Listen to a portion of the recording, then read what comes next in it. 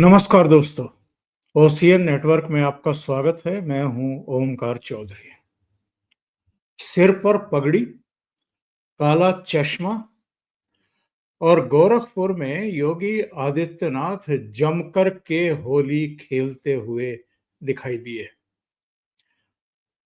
और केवल गोरखपुर की बात क्या करें साहब, सबकी निगाहें संभल पर टिकी हुई थी और जिनको संवेदनशील और अति संवेदनशील माना जाता है और अतीत में जहां-जहां घटनाएं हो चुकी हैं, बवाल हो चुके हैं, उन शहरों पर भी लोगों की निगाह थी, मीडिया की निगाहें थी, मीडिया की टीमें पहुंची हुई थी। लेकिन कहीं भी वो कहते हैं ना कि पत्ता नहीं हिला, पत्ता नहीं हिला।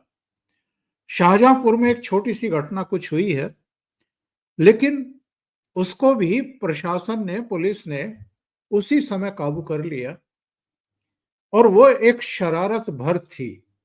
लेकिन बाकी जगहों पर तो किसी ने शरारत तक करने की हिमाकत नहीं की, नहीं दिखाई। और ये सब योगी बाबा की ही कृपा है, जो इतने बेफिक्र होकर के बहुत शानदार तरीके से गोरखपुर में निश्चिंत भाव से होली खेलते हुए दिखाई दिए। कई पहलू हैं, उन पर जरा चर्चा करेंगे, लेकिन मेरा ये मानना है कि सनातन सर्वोपरि है। इसका शंखनाद योगी बाबा ने कर दिया है। महाकुंभ में देश विदेश से आकर के 66 करोड़ लोगों का 45 दिन की एक कालावधि में गंगा मैया में पावन डुबकी लगाना और अब बेफिक्र होकर के मदमस्त अंदाज में सनातनियों का अबीर से, गुलाल से, रंग से, कलर से, हर तरीके से होली खेलना, और वो भी बिना किसी बाधा के, बिना किसी चिंता के। तो बाबा ने संदेश तो साफ तौर पर दे दिया है और बयान भी आ गया है। वो बयान क्या है, वो वीरेंद्र नाथ भट्ट जी बताएंगे। सीधे जी, उन्हीं से जुड़ लेते हैं। तो वीरेंद्र जी, बहुत स्वागत है आपका। नमस्कार, शुभ होली। आपको भी होली की बहुत शुभकामनाएं और सभी दर्शकों को भी। तो भट्ट साहब बताइए, उत्तर प्रदेश सरकार का बयान भी आ गया है और जी, सभी तरफ से कुशल मंगल है एकदम। देखिए सेकुलर वामपंथियों द्वारा इस बात को लेके नुक्ताचीनी करने की कोशिश की गई है कि साहब संभल की मस्जिद को जो है बड़े कपड़े से, त्रिपाल से ढक दिया है। तो मैं उनको ये और जबकि ये सरकार ने मुसलमानों के अंदर जो भी असुरक्षा की भावना थी या जो भी उनके अंदर कोई चिंता थी या असुरक्षा थी, उसको एड्रेस करने के लिए किया है। सरकार ने ये कोई अपनी ओर से नहीं किया है। तो इसमें मैं एक एक इंटरेस्टिंग किस्सा पहले आपको सुना दूँ। जी। 1955 में सऊदी अरब के बादशाह जो है शेख साहब जो हैं, वो आए थे काशी और तब काशी में जो है मंदिरों पर काले पर्दे लगवा दिए गए थे। और तब नजीर बनारसी ने एक शेर लिखा था, अन्ना सा गुलाम उनका गुजरा था बनारस से, मुँह अपना छुपाते थे काशी के शर्म खाने। तो एक साहब ने उसका सोशल मीडिया पे आज जवाब दिया है, जो जो जो ढकी गई हैं मस्जिदें, कि अदना सा त्योहार के आया बुत परस्तों का, रंगों के खौफ से खुदा को बुखार आ गया। तो खुदा को जो खौफ था, उसको बुखार से बचाने के लिए योगी जी ने तिरपाल या कपड़ों से मस्जिद को ढका था। तो इसलिए कोई भ्रम ना रहे, ये कहीं से जो है सरकार ने अपनी कोई लाचारी या अपनी कमज़ोरी के तहत नहीं किया था या सरकार ने कोई या कोई मुसलमानों को ह्यूमिलिएट करने के लिए या उनको अपमानित करने के लिए ऐसा कुछ किया गया था। ये केवल शुद्ध जो है किसी भी वर्ग को कोई शिकायत ना रहे और सौहार्द बना रहे कि साहब आपने ऐसा नहीं किया और बताइए रमजान के मुबारक महीने में हमारी मस्जिद के ऊपर रंग डाल दिया गया। तो ये शिकायत का मौका न मिले, वो अलग बात है कि रमजान का महीना कोई नेमतों रहमतों का महीना नहीं होता है। रमजान का महीना जिहाद का महीना होता है। और जिहाद में जितने ज़्यादा लोग आप मारेंगे उसका तो आपको कई गुना आपको सवाब मिलेगा। जैसे बलूचिस्तान में जो बलोच लोग हैं, वो पाकिस्तान के सेना के सैनिकों और अफ़सरों को काट रहे हैं। या सीरिया में जो सुन्नी हुकूमत है, वो अलीवाइट शियों को और ईसाइयों का कत्लेआम कर रही है। अब तक हज़ारों की संख्या में लोग मारे जा चुके हैं। यूएनओ का फिगर भी 1000 से ऊपर है। तो ख़ैर ये तो ये तो रमज़ान के मुबारक महीने की जो है नेमत और रहमतों की बात हुई। योगी जी ने आज क्या कहा है गोरखपुर में, योगी जी के बारे में काला चश्मा की बात आप बता ही चुके हैं। योगी जी ने कहा कि महाकुंभ की सफलता के बाद आज होली ने सनातन विरोधियों को जवाब दिया है। ये उन्होंने कहा है और उन्होंने फिर ये कहा कि जो लोग सनातन धर्म की परंपराओं पर और सनातन धर्म पर प्रश्न उठाते थे, उन लोगों का जवाब है होली। जो सनातन को बदनाम करते हैं और हमेशा दुष्प्रचार करते हैं कि सनातन धर्म जाति के नाम पर, मत और संप्रदाय के नाम पर, क्षेत्र और भाषा के नाम पर, अगड़ी-पिछड़ी के नाम पर, छुआ-छूत और अस्पृश्यता यानी अनटचेबिलिटी के नाम पर बँटा है। इन दुष्प्रचारों का जवाब महाकुंभ के बाद आज होली ने भी दे दिया है। होली पर एक साथ हर भारतवासी, हर सनातन धर्मावलंबी गले मिल रहा है, रंग और गुलाल लगा रहा था। उत्साह और उमंग के साथ भारत की सनातन परंपरा को मजबूती प्रदान कर रहा था। यही तो हमारी सबसे बड़ी ताकत है। महाकुंभ के बाद होली के पर्व ने अपनी परंपरा और संस्कृति के प्रति श्रद्धा व आस्था का भाव प्रदर्शित कर यही संदेश दिया है कि सनातन लोगों के बीच कोई बँटवारा नहीं है। ये उन्होंने और फिर आगे कहा कि सनातन धर्म को बदनाम करने वालों की बुद्धि में ऐसे लोगों की बुद्धि दूषित है और फिर ये कहा कि देश ने लंबे समय तक गुलामी झेली है। आक्रांताओं ने होली, दीपावली जैसे पर्व त्योहारों और महाकुंभ जैसे आयोजनों को बाधित करने का प्रयास किया, लेकिन सनातनियों की आस्था के चलते वे कभी सफल नहीं हो पाए। उन्होंने ये भी कहा कि हजारों साल की विरासत को हमको सँभाल के रखना होगा। ये हमारी यानी ये समाज की ज़िम्मेदारी है, ये काम सरकार का नहीं है। अब आते हैं संभल पर। संभल में जी ये तो सब लोग टीवी के द्वारा जान चुके हैं कि 46 साल बाद ऐसी होली मनाई गई। वहाँ के डिस्ट्रिक्ट मजिस्ट्रेट राजेंद्र पेंसिया ने जो आज बयान दिया है, जो पूरा ब्यौरा दिया है कि संभल जिले में, संभल जनपद में 1212 स्थानों पर होलिका दहन किया गया और पूरे जिले में 60 जुलूस निकाले गए। और और जो संभल शहर है, उसको 29 सेक्टर में बाँटा गया था। उसमें ड्रोन सर्विलांस हो रहा था और फ्लैग मार्च किया गया था और और थ्री और 3 टियर यानी त्रिस्तरीय सिक्योरिटी अरेंजमेंट किए गए थे। पूरे जिले में कहीं पर भी कहीं कोई छोटी-सी घटना नहीं हुई। हाँ, एक खुराफात की घटना की कोशिश की गई थी शाहजहांपुर में, जिसको पुलिस ने डंडे फटकार करके सबको भगा दिया और मामला वो शांत कुछ मामला ये भी कहना अतिशयोक्ति होगी कि शांत हो गया, क्योंकि कुछ हुआ ही नहीं और जो लोग पत्थर फेंक रहे थे या जो लोग ऐसे मौके पर अगर कोई भांग और शराब के नशे में भी हो, तो कोई असामान्य बात नहीं है, होली में ऐसा होता है। तो जी वो भी एकदम सँभाल लिया गया और ये भी लोगों को मालूम होगा कि शाहजहांपुर उत्तर प्रदेश के वित्त मंत्री सुरेश खन्ना की कॉन्स्टिट्यूएंसी है, शहर से जीतते हैं वो और वो लगातार वहाँ से 96 से लगातार चुनाव जीत रहे हैं। तो शाहजहांपुर भी अब नगर निगम हो गया है, वहाँ पर मेडिकल कॉलेज भी बन गया है। तो ये एक कोशिश की गई थी खुराफात की, कोई ऐसी बात नहीं। बाकी यूपी में 75 जिले हैं और यहाँ पे 25 करोड़ की आबादी है, कहीं कुछ नहीं हुआ। ये केवल सर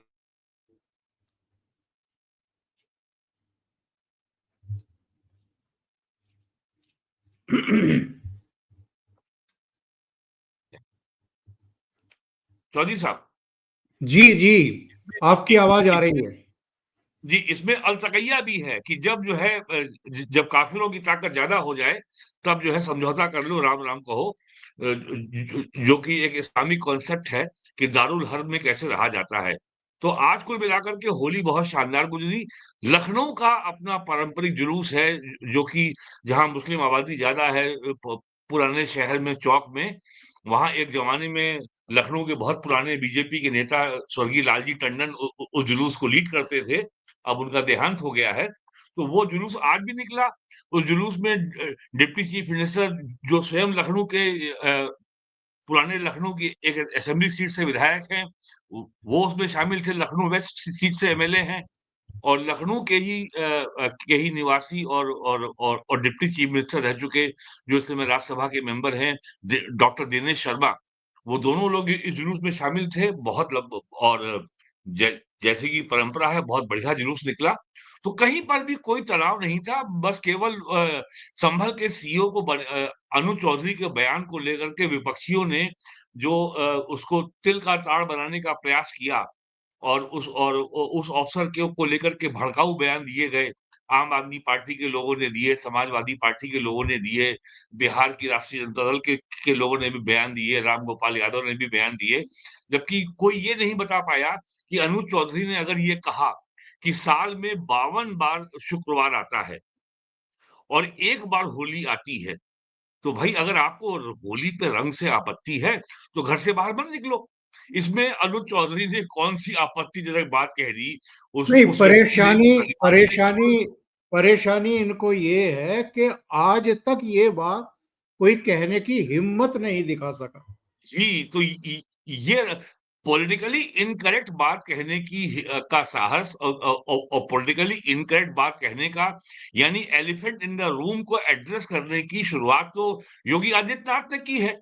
उन्होंने तो नवंबर में भी ये विधानसभा में कहा था कि 1978 के दंगों में 209 हिंदुओं को जिंदा जला दिया गया था, और जो मुसलमानों की आबादी जो हिंदुओं की आबादी 60% थी 1947 में, वो आज घट करके 14% पे आ गई है। ये बात कहने की हिम्मत पहले कौन कर पाया था उत्तर प्रदेश में? और उसके बाद अब जो लोग हिंदुओं को जिंदा जलाकर मारने के दोषी थे, 94 जनवरी में तत्कालीन मुख्यमंत्री मुलायम सिंह यादव ने उनके सारे मुकदमे वापस ले लिए थे। अब सारा वो ब्यौरा इकट्ठा किया जा रहा है। उस समय मुरादाबाद जिला एक ही था, और संभल मुरादाबाद का हिस्सा था, और ये बहन जी मायावती की सरकार ने संभल को अलग जिला बनाया, तो वो रिकॉर्ड संभल और मुरादाबाद के डिस्ट्रिक्ट कोर्ट्स में और थाने में स्कैटर्ड है, बिखरा हुआ है, और वो इकट्ठा हो रहा है। और आपको मालूम है 24 नवंबर को जो हिंसा हुई थी पिछले वर्ष संभल की जामा मस्जिद के सामने, उसकी जांच के लिए एक आयोग भी बैठा है। तो वो आयोग भी ये सब पूरे जो पुराने आंकड़े हैं इकट्ठा कर रहा है, और मेरा ख्याल है कुछ ही महीनों में सारी बात सामने आ जाएगी। बिल्कुल सही कह रहे हैं, लेकिन मैंने जो शुरू में कहा था कि साहब इतने मदमस्त होकर के, इतने निश्चिंत भाव से इस बार होली का पर्व मना है। वाकई जो आपने महाकुंभ की चर्चा की है और स्टेटमेंट में भी आया है, तो महाकुंभ की सफलता और अब होली का पर्व निर्विघ्न और इतने अलर्ट तरीके से फोर्स ने फ्लैग मार्च किए हैं, जिनको 7/17 में निरुद्ध करना था, उनको निरुद्ध कर लिया, ताकि किसी भी तरह की कोई हरकत करने ना पाए। और सबसे अच्छी बात हम ये देख रहे हैं कि उसके बाद नमाज भी निर्विघ्न तरीके से ही मनाई गई। यानी हर जगह पूरे प्रदेश में। योगी आदित्यनाथ के शासन प्रशासन ने किसी को रत्ती भर भी कुछ कहने की गुंजाइश छोड़ी नहीं, और सबने कान दबा करके मान लिया कि साहब इतने समय से इतने समय तक होली खेली जाएगी, इसके बाद फिर आप जाकर के नमाज पढ़ लीजिए। नहीं, यहाँ पे बात ये हो रही है कि ये कहा गया मुसलमानों को कि भाई आप नमाज जो है 1 घंटे बाद पढ़ लीजिए। योगी जी ने साफ-साफ कहा था कि नमाज पढ़ना मैंडेटरी नहीं है। आप ना भी पढ़ें मस्जिद में, ये काम आप घर में कर सकते हैं। इस योगी जी ने जो किया उस पे तो लोग आपत्ति कर रहे हैं। लेकिन ममता बनर्जी ने बंगाल के कितने जिलों में होली के पर्व पर बैन लगा दिया। तेलंगाना की सरकार ने कितने जिलों में, हैदराबाद में प्रोहिबिटरी ऑर्डर्स लगा दिए, जिसको बोलते हैं निषेधाज्ञा। या धारा 144 जो पहले थी वो लगा दिया। इसकी चर्चा कहीं नहीं हो रही है। हिंदुओं के ऊपर आप जो चाहें अत्याचार कर लें, उनकी धार्मिक स्वतंत्रता को आप चाहें जो उसके ऊपर आप उस पे रोक लगा दें, पाबंदी लगा दें, बाधा खड़ी कर दें, वो तो सेक्युलरिज़्म है। लेकिन मुसलमानों की जो है जायज़-नाजायज़ माँगों को सबको मानना, ये सेक्युलरिज़्म है। तो ये जो बात आज सामने आ गई कि अब ये स्पष्ट हो गया। जी, आवाज़ नहीं आ रही। आवाज़ नहीं आई आपकी। जी, मैं कह रहा हूं कि तेलंगाना में कई तरह की शर्तें लगा दी गई। झारखंड हाँ, में किसी झारखंड में किसी पुलिस अधिकारी ने कह दिया कि अगर किसी ने कुछ ऐसा वैसा किया, नियम तोड़े तो 10 फुट जमीन में गाड़ देंगे। इस तरह की लैंग्वेज का प्रयोग कांग्रेस या कांग्रेस समर्थित सरकारों के शासनकाल में हो रहा है। उस पर कोई हाँ। जबान नहीं खोल रहा है। अनुज चौधरी अरे में अभी बुराइयां दिखाई दे रही अभी हैं। पिछले महीने अभी जो है एक कांग्रेस का मंत्री है झारखंड में इरफान अंसारी, उसने जो है जो रांची में जो वहाँ का पीजीआई है जिसका नाम आरआईएमएस है, Ranchi institute of medical sciences में, उसने सरस्वती पूजा पे प्रतिबंध लगा दिया। जब वहाँ पे लोगों ने विरोध किया, छात्रों ने विरोध किया, तब जाकर के सरकार पीछे हटी और उस पे प्रतिबंध का आदेश वापस लिया गया। तो ये सब जो हो रहा है और मैं बात करता हूँ यूपी की पहले। आप अगर 1952 से लेके 1989 तक एक बीच में जनता पार्टी का 2 साल का दौर छोड़ दें, 77 से 79 तक का, तो लगातार सरकार कांग्रेस की रही है। उस समय तक जो है हिंदुओं से कहा गया तुम अपना धार्मिक पूरा जो आचरण है वो भूल जाओ, परंपराएँ भूल जाओ, तीज त्योहार भूल जाओ, सारी परंपराएँ भूल जाओ और खाली जो है वो गंगो-जमुन तहज़ीब के नाम पर जो मुसलमान करे उसको करने दो। ये और ऐसा ही इतिहास हमें पढ़ाया गया। ये जो वामपंथी अपराधी इतिहासकारों द्वारा कि भारत को हमेशा गुलाम रहा है। भारत को और यहाँ के लोगों को हमेशा एक हीन भावना उनमें भरी गई कि आप एक पराजित राष्ट्र हैं, आप एक पराजित जाति हैं या पराजित कौम हैं। और उसके बाद 89 के बाद जब जनता दल आया, उसके बाद समाजवादी पार्टी आई 93 से, तो 3 बार मुख्यमंत्री मुलायम सिंह यादव रहे, 4 बार मुख्यमंत्री जो है मायावती जी रहीं। तो तब से जो ये परंपरा बनी थी बस ये मुसलमान, ये बैकवर्ड, ये दलित और ये वो। तो बस सरकार का जो पूरा ध्यान केंद्रित था कि अपने-अपने वोट बैंक के लिए काम करो और बाकी जनता जाए भाड़ में। योगी जी के 8 साल से अधिक के कार्यकाल में अब लोगों को समझ में आ रहा है कि भाई सरकार की सारी योजनाओं का लाभ सारे वर्गों को, हर जाति और मज़हब के व्यक्ति को समान रूप से मिल रहा है। कोई व्यक्ति आज ये नहीं कह सकता कि मैं इस जाति का हूँ या मैं इस मज़हब का हूँ, तो मुझे इस लाभ से वंचित रखा गया। पहली बात तो अब 8 साल से अधिक हो गया, लोगों को ये बात गाँव-गाँव दिखती है, समझ में आती है। यदि देश में यूपी में जिस तरीके से संगठित अपराधियों के खिलाफ इतना मजबूत अभियान चलाया गया, तो जो बड़े अपराधी थे, वो मुसलमान थे, वो हिंदू थे, किसी भी जाति के थे, सबका सब उसमें उसके जद में आए और कार्रवाई हुई। वो चाहे डिमोलिशन हो, चाहे वो कॉन्फिस्केशन हो या एनएसए में या गुंडा एक्ट में अरेस्ट हो, सबकी हुई। अभी हाल में 2 दिन पहले समाजवादी पार्टी के प्रवक्ता एक टीवी चैनल में कह रहे थे कि आप यूपी पुलिस के टॉप 10 अपराधियों में देखिए, तो सारे के सारे ठाकुर हैं। बीजेपी के प्रवक्ता ने उनको तुरंत काउंटर किया और यूपी पुलिस की वेबसाइट निकाल के उसने दिखाया कि भैया कौन किस जाति के हैं। उसमें सभी हैं, उसमें मुसलमान भी हैं, हिंदू भी हैं जी हाँ। और सभी जातियों के हैं। तो ये जो झूठा प्रचार हो रहा है कि ये सरकार केवल मुसलमानों के खिलाफ कार्रवाई करती है, ये बात गलत है। मुसलमानों का जो अपर कास्ट है, जिसको अशराफिया कहते हैं, जिसमें 4 जातियाँ आती हैं, जो मुट्ठी भर लोग हैं, शेख, सैयद, तुर्क, पठान। ये जो जो आपके संभल के एमपी हैं, ये भी तुर्क हैं। जो जो ज़ियाउर रहमान जो जो हैं ज़ियाउर रहमान और पहले इनके जो इनके बाबा थे एमपी, तो इनको परेशानी है। जो जो दलित या पिछड़ी जातियों के जो जो कामगर जातियाँ हैं, जो अपने-अपने जो इस्लाम में कन्वर्ट होने के पहले जो अपने काम करती थीं और भारत में जो हर बात को जाति बना दिया गया है, आप जिस ऑक्यूपेशन से वही आपकी जाति हो गई। अब तो जो जिस काम को कर रहा है, तो ये अब लोगों को समझ में ये बात अब साफ हो गई है कि भाई कि जो बिल्डर था, जो लोगों की ज़मीनों पे अवैध कब्ज़ा करता था, उसको परेशानी हुई है।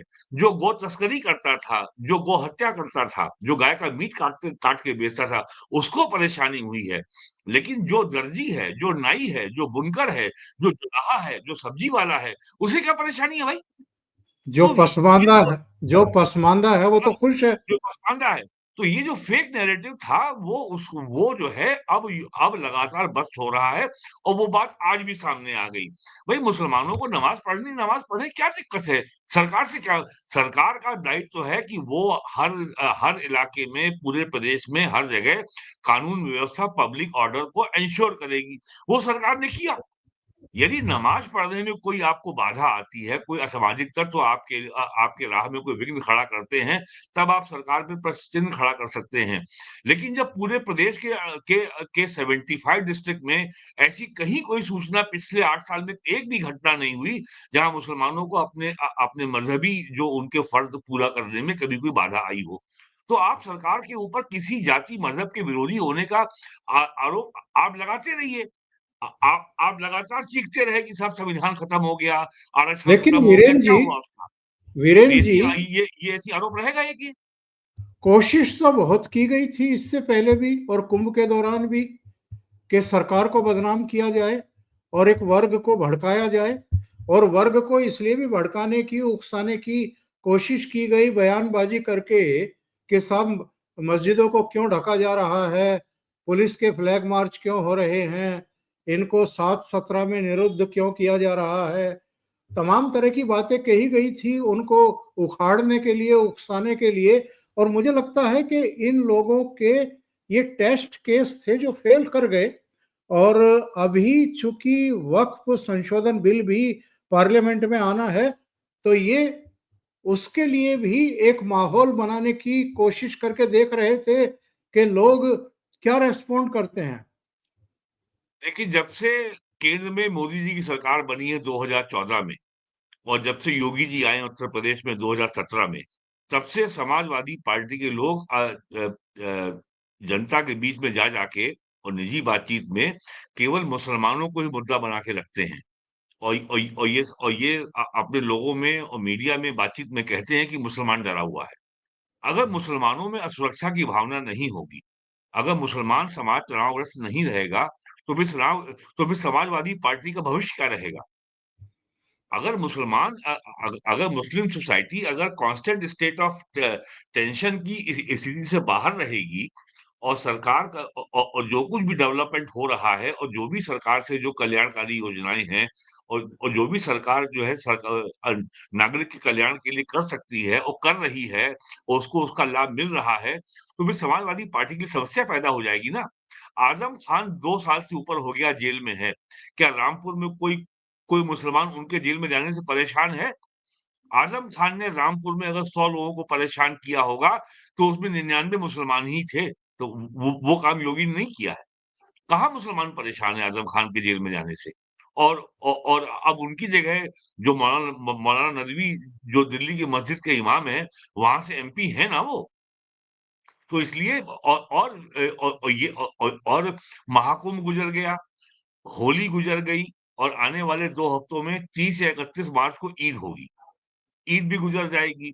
इसके पहले लोकसभा में वक़्फ़ बिल पास हो जाएगा। लोकसभा की अगली बैठक शायद होगी 16 को सोमवार से और उसमें इमिग्रेशन बिल भी तो ऑलरेडी टेबल हो गया है पार्लियामेंट में। उसके ऊपर भी कांग्रेस ने बहुत जो है शोर-शराबा किया था और तृणमूल कांग्रेस के एमपी ने कहा था कि हमको जो है बांग्लादेशियों को भारत में आने देना चाहिए क्योंकि वो टैलेंटेड होते हैं। वो उनमें टैलेंट पता नहीं क्या मिल गई उनको, वो अफ़ीम लाते हैं, वो हथियारों की तस्करी करते हैं, वो दंगा करने में सबसे आगे होते हैं, हर अवैध काम करने में सबसे आगे होते हैं। तो तृणमूल कांग्रेस के लिए अब चुनौती बढ़ गई है। उनके लिए वक़्फ़ बिल भी समस्या थी और समस्या है, अब ये इमिग्रेशन बिल भी आ गया है और उसमें सजाओं का प्रावधान भी है। पहले इन्होंने जो है दिल्ली के जंतर मंतर में 13 मार्च को कहा था कि हम धरना प्रदर्शन करेंगे और लाखों लोग आएँगे। अब उसको बढ़ा के उन्होंने 17 मार्च कर दिया, कर ले भाई। शांतिपूर्ण प्रदर्शन करना, शांतिपूर्ण विरोध प्रदर्शन करना या एहतजाजी मुजाहरा करना आपका संवैधानिक अधिकार है, बिल्कुल करिए, हिंसा मत करिए बस। अगर हिंसा करेंगे तो कानून अपना काम करेगा। तो ये चुनौती है और यहाँ ये बात साफ करना बहुत ज़रूरी है कि वक्फ बिल से परेशानी आम मुसलमान को नहीं है। वक्फ बिल से परेशानी केवल ये अशराफिया मुसलमान है जो शेख सैयद तुर्क पठान ये वक्फ के नाम पर मजहब के नाम पर लाखों करोड़ लाखों एकड़ जमीन और लाखों करोड़ की संपत्ति को दबाए बैठा है। और ये आपको मालूम ही है कि यूपी गवर्नमेंट जब वक्फ की ज्वाइंट पार्लियामेंट्री कमेटी लखनऊ आई थी 12 जनवरी को, तो यूपी सरकार ने ये आंकड़ा उनके सामने रखा था कि यूपी में जो टोटल वक्फ लैंड बताई गई है 14,000 हेक्टेयर उसमें 78% जमीन सरकारी है। तो जब ये बिल पास हो जाएगा, जब कानून बन जाएगा, तो ज़ाहिर है कि उस ज़मीन को वापस लेने की प्रक्रिया शुरू होगी और वीरेन उससे जी, जो मोटी आमदनी हो रही है, उससे उससे इनको तो वो इनके वो उस पे इनका नियंत्रण खत्म हो जाएगा। तो ये सारी पेचबंदी जो है ये इसीलिए हो रही है और चूँकि होली शांतिपूर्ण गुज़र गई, तो अब इनके लिए चुनौती बढ़ गई है कि वक़्त को लेके बवाल कैसे करें। ये आप देख लीजिएगा। जो आ, बवाल करना है जंतर-मंतर में करेंगे, अगर यूपी में खुराफात किया, तो यूपी पुलिस को मालूम है उसे खुराफात से कैसे डील करना है। वीरेन जी, सफल महाकुंभ, सफल होली का पर्व, इसके अलावा हम देख रहे हैं काशी हो, अयोध्या हो, ऐसा रेला लोगों का पहुंच रहा, आस्थावानों का पहुंच रहा है कि जितने विरोधी थे वो सब हतप्रभ हैं, बोल नहीं पा रहे हैं, कुछ कहने की हिम्मत बची नहीं है उनकी। और अभी जो बजट आया है उत्तर प्रदेश सरकार का, उसमें तो मथुरा के विकास के लिए भी अलग से प्रावधान कर दिए गए हैं। यानी संकेत संदेश बहुत स्पष्ट है समझने वालों के लिए। तो 2027 की मुकम्मल तैयारी योगी आदित्यनाथ की, और जो इस समय ये एक उफान देख रहे हैं सनातनियों का, इससे हुँ। अखिलेश यादव हो या कांग्रेस पार्टी हो या बहुजन समाज पार्टी हो, सब घबराए हुए हैं। देखिए, जो सबसे बड़ी समस्या है इस समय विपक्ष के सामने कि महाकुंभ के आयोजन को लेकर के समाजवादी पार्टी और कांग्रेस ने जो नफ़रत का पूरा माहौल बनाया और लगातार पूरे जनवरी, फरवरी अखिलेश यादव के समाजवादी पार्टी के अध्यक्ष हैं या जो गाज़ीपुर के एमपी हैं अफ़ज़ल अंसारी या जो समाजवादी पार्टी के या जो चंदौली के एमपी हैं वीरेंद्र सिंह या रामगोपाल यादव और भी कई नेता। तो ये बुरी तरह एक एंटी सनातन नैरेटिव बनाने में ये लोग असफल रहे। पहली बात तो ये इनके लिए बहुत बड़ी चुनौती है। दूसरी बात, योगी जी ने जिस तरीके से सनातन धर्म की संस्थाओं को जोड़ करके और प्रशासन को कुशलता और स्वयं परिश्रम करके जिस तरीके से कुंभ मेले को उन्होंने सफल बनाया, तो उससे उन्होंने ये साबित कर दिया कि सनातन धर्म को अपने पर्व और अपने तीज त्योहार को, अपनी परंपराओं को आयोजित करने के लिए किसी पॉलिटिकल नैरेटिव की बैसाखी की ज़रूरत नहीं है। सनातन धर्म में, सनातन समाज में इतनी शक्ति है कि वो अपने पर्व का आयोजन अपने बल पर कर सकता है।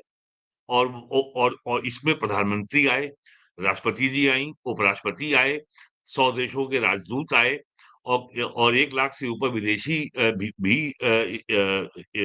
इसमें स्नान कार्यक्रम में शामिल हुए।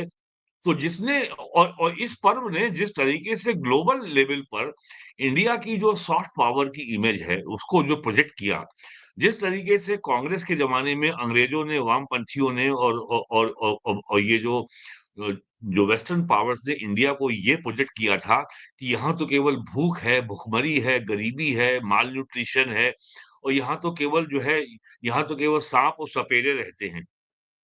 अब उनको समझ में आया कि इंडिया एक स्पेस पावर भी है, इंडिया एक मैन्युफैक्चरिंग पावर भी है, इंडिया एक सिविलाइजेशनल स्पिरिचुअल पावर भी है, ये लोगों ने देखा।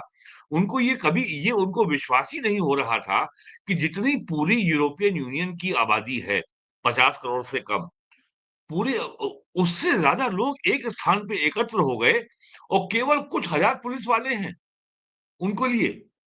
और उन्होंने ये भी देखा कि भारत का एक राज्य जो लेटेस्ट टेक्नोलॉजी है, उसके जितने टूल्स हैं, उसका भी प्रयोग करके तीर्थ यात्रियों को हर संभव सुविधा उपलब्ध करा सकता है।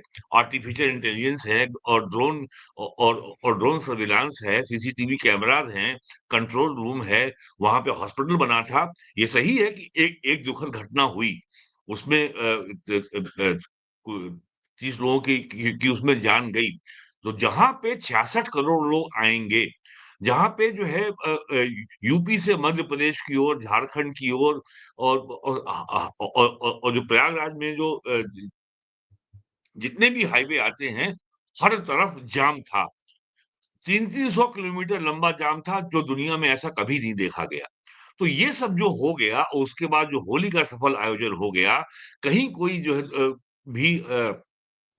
नेगेटिव समाचार नहीं आया और उसके बाद अब आ रहा है वक्फ बिल। और उसके बाद सबसे बड़ी बात ये है, योगी जी ने अभी विधानसभा में कहा कि संभल में 68 तीर्थ थे, 54 तीर्थ हमने खोज लिए हैं, 19 कूप थे, उन सबका विकास हो रहा है। संभल में परिक्रमा मार्ग का निर्माण हो रहा है और जिस गति से यूपी गवर्नमेंट ने योगी जी ने काम संभल में किया है, मुझे तनिक भी संदेह नहीं है कि इस साल के अंत तक और बाकी उसके बाद पूरा साल बचेगा 2026 का। संभल पूरे पश्चिम उत्तर प्रदेश में एक प्रमुख तीर्थ स्थान के रूप में उभरेगा और ये काम बहुत तेज गति से चल रहा है। It's progressing at a very fast pace चल रहा है ये। तो ये सबको देखते हुए जो चुनौती है 27 के लिए, अब योगी जी को कोई जो है जो हम लोग इलेक्शन को हमेशा डिस्क्राइब करते हैं, ये ट्रम्प कार्ड है। कोई ट्रम्प कार्ड वम्प कार्ड नहीं चाहिए हमको। यूपी में इतना काम हो चुका है, सरकार ने जितना अब तक किया है तो सरकार के पास शोकेस करने को अपना रिपोर्ट कार्ड दिखाने के लिए इतना कुछ है कि समाजवादी पार्टी पिछले 8 साल में केवल 2 ही मुद्दे उठाती है विधानसभा में कि साहब लॉ एंड ऑर्डर खराब है और और सरकारी नौकरियों में सरकार पिछड़े वर्ग के आरक्षण का हक मार रही है। ये भी केवल आरोप ही है। आज तक किसी एक मामले में ये साबित नहीं हुआ। तो आरोप कुछ भी उछाल दो आप। आपने आरोप यहाँ भी उछाल दिया। आपने आरोप तो यहाँ तक उछाल दिया था कि संविधान खत्म हो जाएगा, आरक्षण खत्म कर दिया। आपने कहा था रफाल में भी जो है कि वो चौकीदार चोर है। आपने ये भी कहा था कि अडानी ने जो है लाखों करोड़ रुपए जो है का लोन माफ कर दिया। अडानी की क्या अडानी की किसी कंपनी का लोन क्या एनपीए कन्वर्ट हुआ क्या एनपीए डिक्लेयर हुआ है? लोन माफ करने का काम में सरकार का कोई रोल नहीं है। यदि कोई लोन बैड लोन होता है जिसको बैंक की भाषा में एनपीए बोलते हैं, नॉन परफॉर्मिंग एसेट, तो वो लोन जो है बैंक जो है नेशनल कंपनी लॉ ट्रिब्यूनल को रेफर करता है और नेशनल कंपनी लॉ ट्रिब्यूनल का काम है कि वो उसको रिजॉल्व करे। सरकार का रोल ही नहीं है। इंसॉल्वेंसी बैंक्रप्सी कोर्ट का बिल पास हुए 8 साल हो गया। लोगों को जानकारी नहीं है। ये बहुत बड़ी समस्या है। तो अब सरकार को यूपी गवर्नमेंट को बीजेपी को योगी जी को 2027 के चुनाव में किसी ट्रम्प कार्ड की जरूरत नहीं है। उनके पास जो सरकार ने किया वो स्वयं दिखता है। अब इसके लिए विज्ञापन जारी करने की या कोई दावा करने की जरूरत नहीं है। आप ये बत मैं केवल आपको एक आंकड़ा दे रहा हूँ। 2017 में यूपी पावर कॉर्पोरेशन की बिजली डिस्ट्रीब्यूट करने की क्षमता मात्र 16,000 मेगावाट थी। आज 32,000 मेगावाट। तो इ इ और यही कारण है कि आज यूपी के 75 डिस्ट्रिक्ट में हर जिला मुख्यालय पर 24 घंटे बिजली आ रही है। हर नगर पालिका टाउन पे जो जो नगर पालिका टाउन है, उसमें भी 24 घंटे बिजली आ रही है। जैसे गाज़ियाबाद में मोदी नगर एक टाउन है, वहाँ भी बिजली 24 घंटे आ रही है और हर गाँव में 18 से 20 घंटे बिजली आ रही है। बिजली की समस्या ब ब पिछले 5 साल से अधिक हो गया है। अब यूपी में किसी चुनाव में बिजली इश्यू ही नहीं बनता। यूपी में आप देख रहे हैं, गन्ना किसान भी अब नहीं बनता। अब चीनी मिलों की ये हैसियत नहीं है कि वो 6 महीने बाद पेमेंट करें, 1 साल बाद पेमेंट करें। 8 साल में यूपी गवर्नमेंट करीब 3 लाख करोड़ रुपए का पेमेंट कर चुकी है किसानों को। और आज तो संकट ये है कि चीनी मिलों को गन्ना नहीं मिलता।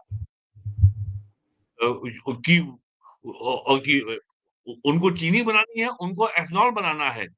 प्लस खांडसारी यूनिट है ही, खांडसारी गुड़ वाले भी हैं और सरकार ने कई सौ से अधिक जो है खांडसारी गुड़ की नई नई यूनिट्स को लाइसेंस दिया है। तो अब तो गन्ना पाने के लिए कॉम्पिटिशन होता है चीनी मिलों में, खांडसारी इकाइयों में। औ औ और जो और जो पेमेंट किसान को पहले करेगा, कैश करेगा औ औ इ इ या समय पे करेगा, वो उसको अपना गन्ना बेचेंगे। तो इसलिए अब सरकार को कोई ट्रम्प कार्ड या कोई जो है भड़कता हुआ, कोई चमकता हुआ, कोई इमोटिव नारा सरकार को नहीं चाहिए, बीजेपी को नहीं चाहिए। What they have done we वो अ, एक वो इस बात के लिए पर्याप्त है कि भारतीय जनता पार्टी एक आत्मविश्वास के साथ चुनाव में उतरेगी और समाजवादी पार्टी पहले की तरीके से बेस उल-जलूल आरोप लगाएगी और कुछ नहीं कर पाएगी। 8 साल में क्या मुद्दा आपने उठा पाए बताइए एक हमें? बस लॉ बिल्कुल। एंड ऑर्डर है और आरक्षण नहीं मिल रहा है। बहुत-बहुत धन्यवाद वीरेन जी। आपने इतना समय निकाला और महत्वपूर्ण मुद्दों पर चर्चा की। Thank you so much. नमस्कार। नमस्कार।